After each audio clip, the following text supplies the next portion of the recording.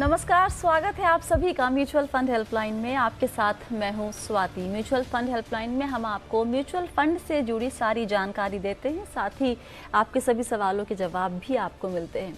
तो वक्त ज़ाया ना करते हुए शुरू करते हैं आज का शो और देखते हैं कि आज के शो में ख़ास क्या है। 10 साल में अगर चाहिए 60 लाख रुपए तो कितने रकम की SIP करनी पड़ेगी? क्या पोर्टफोलियो में एक ही फंड हाउस के कई स्कीम में निवेश करना है सही स्ट्रैटेजी? पोर्टफोलियो रिव्यू करने के लिए क्या है मुख्य मापदंड? और फंडनामा में आज SWP वर्सेस एकमुश्त रिडेम्पशन कब क्या करना होगा आपके लिए फायदेमंद?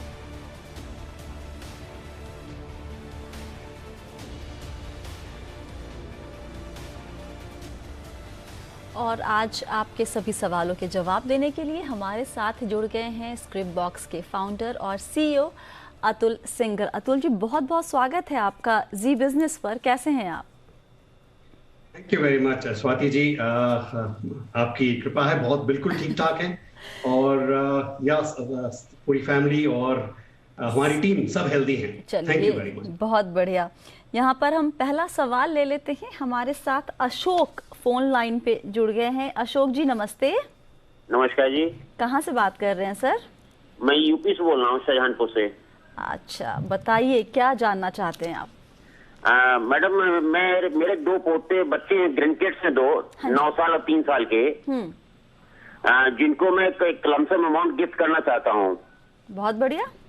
जिनकी अभी एक एज 9 ईयर्स है, एक एज 3 ईयर्स है। और मैं चाहता हूँ जब वो 25 साल के तो उनको लगभग 50 लाख पर ईच मिल जाए। ओके। तो मैडम मैंने 10 SIP चालू कर रखी है, जिनके मैंने आपको डिटेल्स भेजी हुई हैं। जी, वो हमारे पास है। ठीक है, ये सब डायरेक्ट में है जी। मैं चाहता हूँ मैडम कि हर एक बच्चे के लिए कम से कम 4 स्कीम मुझे गाइड करें, ताकि इतने ज्यादा फंड भी ना रखना पड़े, मुझे कंट्रोल करने में आसानी रहे। आपने पर स्कीम 2000 रुपए की SIP की हुई है अभी? जी जी हाँ, 2000 पर मंथ SIP है हर स्कीम में। अच्छा, तो मतलब 20,000 की SIP आपकी चल रही है करंट? जी जी जी जी। मतलब 20,000 की SIP आपकी चल रही है करंट? जी जी जी जी। ओके, ठीक है। इसके अलावा अशोक जी, आपने लिखा था कि आपकी पहले भी कुछ निवेश चल रहे थे, रेगुलर प्लान में थे, वो यही सारी स्कीम्स थी या फिर वो अलग स्कीम्स? नहीं, वो अलग स्कीम्स है मैडम। अच्छा जी।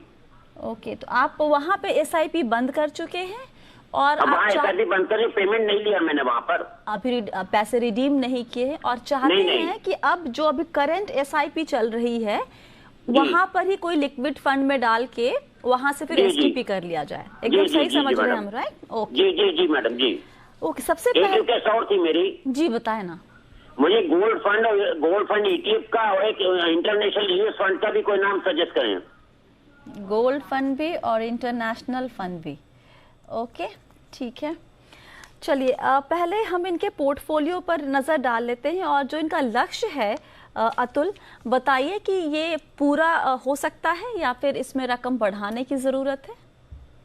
नहीं जी, इनका एक तो अशोक जी आपको नमस्कार और हमारे कॉम्प्लीमेंट्स कि आप इतने सिस्टमैटिकली क्लियर गोल के साथ इन्वेस्ट कर रहे हैं। तो इस सवाल के 3-4 जवाब हैं, क्योंकि काफी सारे सवाल अशोक जी ने पूछे हैं। पहला सवाल कि जो आपके जो बच्चे हैं दो, एक 9 साल का है, 3 साल का है, और क्योंकि उनकी उम्र काफी फर्क है, तो एक के लिए आपको अगर उनकी 25 साल की उम्र पे आप 50 लाख रुपए चाहते हैं तो एक को 16 साल के लिए इन्वेस्टमेंट करना पड़ेगा, एक को 22 साल के।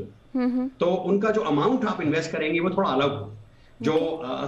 जो बड़ा बच्चा है उसके लिए करीब 9,000 रुपए आप हर महीने डालेंगे और छोटे के लिए 4,500 डालेंगे तो आपका लक्ष्य पहुंच जाएगा। पर अगर आप चाहते हैं कि उनके लिए ज्यादा हो, जो आप 20,000 रुपए अभी कर रहे हैं, तो उसके हिसाब से जो पूरी रकम जोड़ी होगी और जो बढ़ेगा वो इससे ज्यादा काफी ज्यादा होगा। पर अगर आपका 50 लाख का लक्ष्य है दोनों बच्चों के लिए, तो 9,000 और 4,500 काफी है। इसका मायना है कि करीब ये सारा पैसा आप इक्विटी फंड में डालेंगे और जैसे आप कर रहे हैं, और ये SIP आपकी चालू रहेगी और करीब 10-11% का आपको 11% का रिटर्न मिलेगा। अगर ये असम्पशन लेके चले तो यह आपकी इन्वेस्टमेंट ठीक रहेगी। दूसरी बात आपने कही कि कौन से फंड में डालें, ये इसके दो सवाल होते हैं कि अभी मैं कब किस में डालूं और इसको मैं क्या चेंज करूं। जैसे आपने अभी कुछ रोका कुछ शुरू किया, ये जरूरी है कि हर इन्वेस्टर रेगुलरली अपना पोर्टफोलियो उसको रिव्यू करे। जैसे आपने स्वाति जी पूछा था, एक और सवाल हम शायद बात करेंगे बाद में कि कस्टमर को रेगुलरली रिव्यू करना चाहिए जी। कम से कम हर सालाना, कि फंड परफॉर्मेंस चेंज हो सकती है, मार्केट कंडीशंस चेंज हो सकते हैं, तो अलग अलग कारण से अशोक जी ये जरूरी है कि आप शुरू तो जरूर करें, चाहे ये 10 फंड में करें चाहे 4 में करें, पर रेगुलरली उसको आप रिव्यू करें और जैसी मार्केट बदले और या आपके रिक्वायरमेंट बदले या फंड का परफॉर्मेंस बदले आप चेंज करें। तीसरी बात ये थी कि आपने पूछा, क्योंकि आपका काफी लंबा और इन्वेस्टमेंट होराइजन है, ये बहुत ही इंपॉर्टेंट बात है और अच्छी बात है कि आप ये लॉन्ग टर्म सोच रहे हैं। उसके अलावा कि कौन सा एग्जैक्ट फंड इसमें आप इन्वेस्ट करें, इसके लिए मेरे हिसाब से आप किसी फाइनेंशियल एडवाइजर से बात करें या ऑनलाइन जाके रिसर्च करें। Atul ji, sorry to interrupt you, fund पे जाने के पहले जो इनकी एक स्ट्रैटेजी है, ऑलरेडी इनके पास 10 स्कीम पहले की है जो रेगुलर प्लान में उन्होंने निवेश किया हुआ था और उसको अब उन्होंने रोक दिया है। वहां पर कुछ फंड ऑलरेडी एक्यूमुलेट हो चुका है, अब ये चाहते हैं कि इसको स्विच करके जो उन्होंने शॉर्ट लिस्ट की है या जिसमें उनकी करंट SIP चल रही है वहां कर दिया जाए और वहां से STP करे।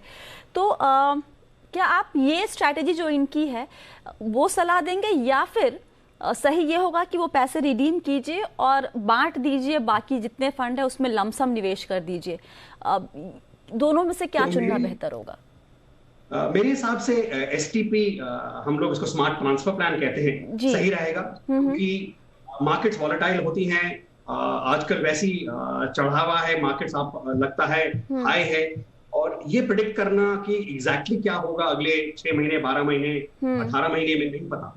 तो ये बेहतर रहेगा कि अगर लमसम अमाउंट है और इनका इतना लॉन्ग टर्म व्यू है तो आप इसको स्मार्ट ट्रांसफर प्लान में डालें और सिस्टमैटिकली लिक्विड फंड से जो मैचिंग लिक्विड फंड जैसे इन्होंने पूछा है, जैसे अगर आप एक्सेस लार्ज कैप में डाल रहे हैं या कोटक स्टैंडर्ड मल्टी कैप में डाल रहे हैं, ये जो आपकी चॉइस है वो आप पे, मतलब मैं इस पोजीशन में कहूंगा कि मैं आपकी पर्टिकुलर सर्कमस्टेंसेस नहीं जानता कि आपका पूरा पोर्टफोलियो क्या है, आपका नेटवर्थ क्या है, और ये हमारे लिए सही नहीं होगा कि मैं आपको बोलूं इस वाले फंड में डालूं। मैं ये जरूर कहूंगा कि आप ऑनलाइन जाएं, किसी भी प्लेटफॉर्म पे जा सकते हैं, हमारे प्लेटफॉर्म पे जा सकते हैं, और ये चुनिए कि मैं कहाँ शुरू करूं और कैसे रिव्यू करूं और चालू रखूं।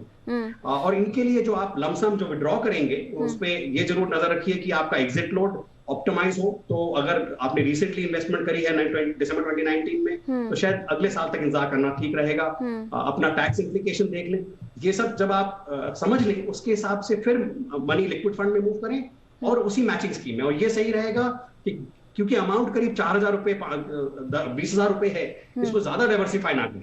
अच्छा, एक चीज अगर आपको यहाँ मैं सोच रही थी, एक चीज मेरा थॉट, एक please correct me if you think I am in the wrong direction, क्योंकि उन्होंने SIP के जरिए ऑलरेडी पैसा एक्यूमुलेट किया हुआ है तो उनको वो एवरेजिंग का फायदा और सब कुछ हो गया है। SIP के जरिए बहुत सालों से उन्होंने कुछ पैसे जमा किए होंगे, अब जब वापस से उसको री इन्वेस्ट करना है तो और नजरिया फिर से 10 साल या 15 साल का है इनका, आराम से छोटे दोनों पोते के हिसाब से, तो ये अच्छा नहीं होगा कि वो लमसम ही इन्वेस्ट कर दे, ताकि ऑलरेडी एवरेजिंग कर चुके हैं एक पूरा जो फेज है उसमें, तो अब जो नेक्स्ट फेज पे निवेश है उसको आप लमसम के थ्रू की, क्योंकि नॉर्मली लमसम और SIP में अगर तुलना करेंगे तो लॉन्ग रन में थोड़ा फायदा ज्यादा लमसम में दिखता है। अतुल जी, आपकी बात सही है, पर क्योंकि इतना लंबा अरसा है, टाइमिंग करने का कोई फायदा नहीं है। अच्छा, और मेरा ये मानना है कि हर समय जब आप डिसीजन लेते हैं इन्वेस्टमेंट को, अपना हिस्ट्री छोड़ देनी चाहिए।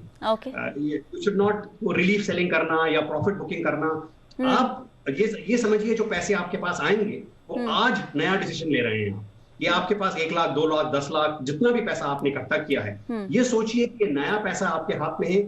अगर आपको आज डिसीजन लेना पड़ता कि मैं ये पैसा कैसे इन्वेस्ट करूं किसी पर्टिकुलर गोल के लिए, तो वो डिसीजन आप उस बेसिस पे लेंगे कि कौन से एसेट्स में डालूं, कितना फंड्स में डाइवर्सिफाई करूं। और क्योंकि आजकल मार्केट तेजी में है, इसलिए मेरा मानना था कि आप अगर STP करें तो ज्यादा बेहतर होगा।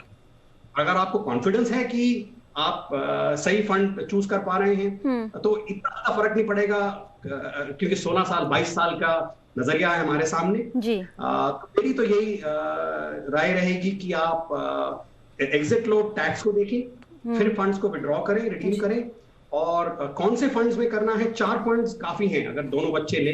और आपने एक सवाल पूछा था गोल्ड फंड और इंटरनेशनल फंड के लिए। जी जरूर, ये आपको ज्यादा डाइवर्सिफिकेशन देगा। और ये जरूरी नहीं है कि आप जो एसटीपी करें, जो आपका लार्ज लमसम आप निकालेंगे और इन्वेस्ट करेंगे, शायद उसकी स्ट्रैटेजी रहे कि आप उसकी डाइवर्सिफिकेशन गोल्ड और ETF में कर दें, उसमें इंटरनेशनल में कर दें। पर इसके लिए बेस्ट मेरा अशोक साहब ये मेरी राय रहेगी कि आपकी स्ट्रैटेजी अच्छी है, लंबा अरसे का इन्वेस्टमेंट है, डाइवर्सिफिकेशन है। 2 चीजें मेरी राय है जो आपने नहीं लिखा है ना पूछा है, इसको रेगुलरली रिव्यू करिए। और 20,000 रुपए काफी हैं। अगर आप 20,000 रुपए महीने के डाल रहे हैं और आप 16 साल 22 साल के डाल रहे हैं तो 50 लाख से ज्यादा जुड़ जाएगी रकम फॉर श्योर। चलिए कि अगर आप बच्चे के लिए भी 9,000 रुपए डालें तो वो 50 लाख की जगह 1 करोड़ हो जाएगा। बहुत बढ़िया। चलिए यहाँ पे अगला सवाल ले लेते हैं। अगला सवाल कल्लोल मुखर्जी चैटर्जी जी हमारे साथ जुड़ रहे हैं फोन लाइन पे। कल्लोल जी नमस्ते, क्या जानना चाहते हैं आप सर? हाँ नमस्ते मैडम जी।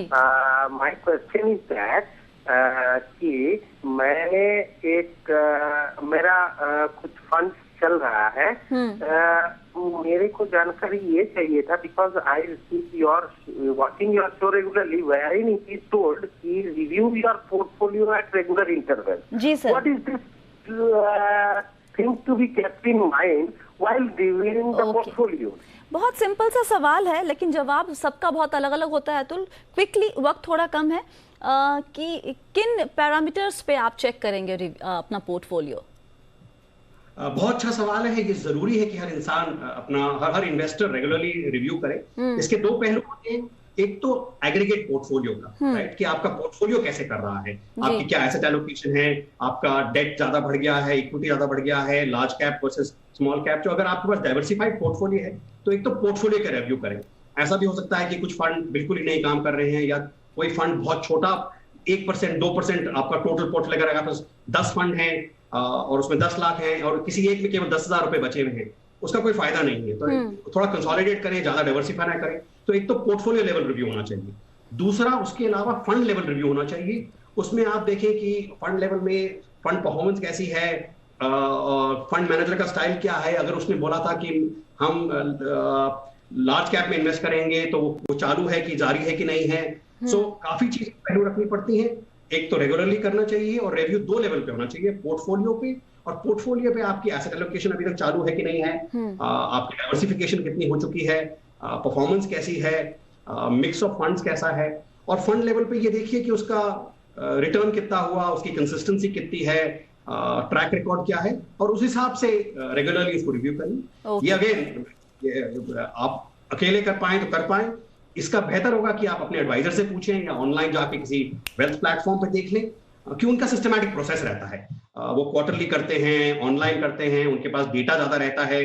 तो इसके लिए हेल्प लेना ज्यादा वाजिब रहेगा कि आप भला की खुद ही ट्राई करें। जी, अगला सवाल लेते हैं। प्रवीण कुमार जी का सवाल ईमेल पे उन्होंने भेजा है।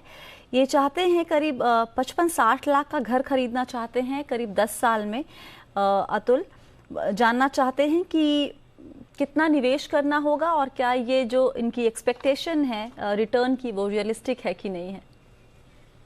बिल्कुल सही सवाल है। एक तो इनका गोल बहुत क्लियर है। मेरे को उम्मीद है कि इन्होंने ये सोचा हुआ है कि जो 60 लाख का घर खरीदना चाहते हैं वो 10 साल के बाद का प्राइस है, आज का नहीं। अगर आज का प्राइस है तो पहले इन्होंने इन्फ्लेशन इंक्लूड करना चाहिए। पर समझिए कि अगर उन्होंने 10 साल बाद 60 लाख रुपए का घर खरीदना है, इसके 2 तरीके कर सकते हैं। एक तो अगर उनके पास पूंजी है और वो कर सकते हैं, हर महीने 20,000 रुपए SIP करें और इक्विटी में डालें पैसा, इक्विटी फंड्स में, करीब 10-11% के रिटर्न पे इनका 60 लाख जुड़ जाएगा। अगर ये 20,000, और इसका जरूरी है कि क्योंकि ये इनका घर है कि ये हर साल इसको 10% से बढ़ाएं। तो अगर पहले साल में 20,000, अगले साल में 22,000, अगले साल में 24,200, ऐसे, क्योंकि उनकी सैलरी बढ़ेगी, उनकी इनकम बढ़ेगी, तो इन्होंने अपना अमाउंट बढ़ाते रहना चाहिए और जो शुरू कर सके करें। अगर वो 10,000 नहीं कर सकते, 20,000 नहीं कर सकते तो 10,000 करें और आधा करें और 10,000 को हर साल फिर से वैसे ही बढ़ाएं। तो उससे क्या होगा कि शायद आपके पास 30 लाख की पूंजी इकट्ठी होगी, वो आप 30 लाख को डिपॉजिट दीजिए और जो उस समय का जो एसआईपी है उसको ईएमआई में कन्वर्ट कर लीजिए, तो आप फिर 60 लाख का फिर भी घर खरीद सकते हैं। तो या तो आप पूरा 60 लाख जोड़ के पूरा ही घर खरीद लें, या फिर आपको लगे कि नहीं चलो मेरे पास 20,000 की तो कैश फ्लो का मेरे को आदत है, मैं उसको ईएमआई में कन्वर्ट करता हूँ। तो आपकी अपनी अपनी स्ट्रैटेजी है, पर इक्विटी में पैसा डालें, बने रखें। 10 साल से करीब 2 साल पहले उस मनी को इक्विटी से डेट में निकाल दें, एसआईपी को भी डेट में शिफ्ट कर लें, तो रिस्क थोड़ा कम हो जाएगा। तो 8 साल इक्विटी में डालें और करीब 20,000 रुपए अगर आप डालते चलो लॉन्ग टर्म में, तो आपका घर जरूर आप आ पाए। तो अगर पूरा पैसा जोड़ना चाहते हैं तो 20,000 की एसआईपी से शुरुआत करें, उसको हर साल बढ़ाते जाइए 10%। अगर आधा जोड़ना चाहते हैं तो 10,000 से शुरुआत कीजिए और उसको हर साल 10% बढ़ाते जाइए। प्रवीण जी, अब सवाल जवाब का सिलसिला यहाँ ख़त्म करते हैं और रुक करते हैं हमारे खास सेगमेंट फंडनामा की तरफ।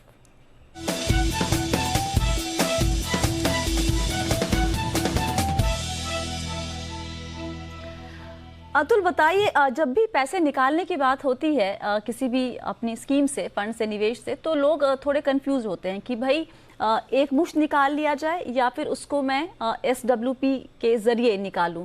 आपकी राय में किन हालात में किस तरह के लक्ष्य के लिए SWP बेहतर होता है और किस तरह के लक्ष्य के लिए एक मुश्त रिडेम्पशन ज्यादा बेहतर होगा? जी, इसका जवाब ये है कि डिपेंडिंग कि आपकी क्या रिक्वायरमेंट है। अगर आप मंथली इनकम चाहते हैं, आप रिटायर हो चुके हैं, आपने कुछ कॉर्पस क्रिएट किया हुआ है, आपकी पेंशन नहीं है, आप प्राइवेट कंपनी में थे और कुछ, तो आप अगर चाहते हैं कि आपको मंथली कैश फ्लो हो या क्वार्टरली कैश फ्लो हो, या कोई आपकी कमिटमेंट है, आप चैरिटी करते हैं या बच्चों की फीस भेजनी है, उसके लिए सिस्टमैटिक विड्रॉल प्लान बेहतर है। जो आपको पता है कि फिक्स्ड अमाउंट हर महीने आपको चाहिए होगा, शायद हर साल 10% बढ़ जाएगा या 7%, तो बच्चों की स्कूल फीस जानी है, कॉलेज फीस जानी है, तो उसके लिए आपके लिए सिस्टमैटिक विड्रॉल प्लान बेहतर है। फिर आपके पैसा भी बढ़ रहा है और थोड़ा कम निकाल रहे हैं और टैक्स एफिशिएंट भी रहता है। पर आपको जैसे घर खरीदना है, हमने अभी बात करी, या आपने गाड़ी खरीदनी है या कोई लंबा आपका खर्चा है, तो उसको एक टाइम पे विड्रॉल कीजिए। ये मतलब डिपेंडिंग उनकी आपकी क्या रिक्वायरमेंट है उस हिसाब से निकालिए। अगर आपको 4 साल में बच्चे की कॉलेज फीस भेजनी है, हर महीने भेजना है, हर क्वार्टर भेजना है, उसको लमसम निकाल के कोई फायदा नहीं। ओके, अगर आपको 1 साल का खर्चा करना है तो हर महीने पैसा निकालिए, पैसा बढ़ भी रहा है ना साइड में। तो लक्ष्य के हिसाब से आप तय करेंगे कि आपका लक्ष्य क्या है। अगर घर खरीदने का प्लान है तो आप उसमें जाहिर सी बात है कि लमसम निकालेंगे, लेकिन अगर जहां रेगुलर एक इनफ्लो कैश फ्लो चाहिए, जैसा कि बताया अतुल ने कि बच्चों की फी भरनी होती है हर साल, या फिर आपको रिटायरमेंट के बाद एक रेगुलर इनकम चाहिए होती है, तो उस वक्त आप SWP जो SIP का एकदम उल्टा है उसका सहारा लेंगे। बहुत बहुत शुक्रिया अतुल आज सभी सवालों के जवाब देने के लिए। और हम चाहते हैं कि आपके सवाल के जवाब भी हमारे एक्सपर्ट्स दें। इसके लिए आपको अपना सवाल हमें भेजना होगा। सवाल आप जहां भेज सकते हैं वो सब डिटेल्स आपकी स्क्रीन पर आपको दिखेगी। सवाल जब भी भेजते हैं तो प्लीज़ अपना नाम और नंबर लिखिए ताकि आपसे हम बात भी कर सकें। और कभी कभी सवाल के साथ साथ आपको शो कैसा लगता है, इसमें आप और क्या देखना चाहते हैं वो भी लिखिए, फीडबैक भी दीजिए तो हमें अच्छा लगेगा। फिलहाल के लिए म्यूचुअल फंड हेल्पलाइन में इतना ही। आप बने रहिए जी बिजनेस के साथ। नमस्कार।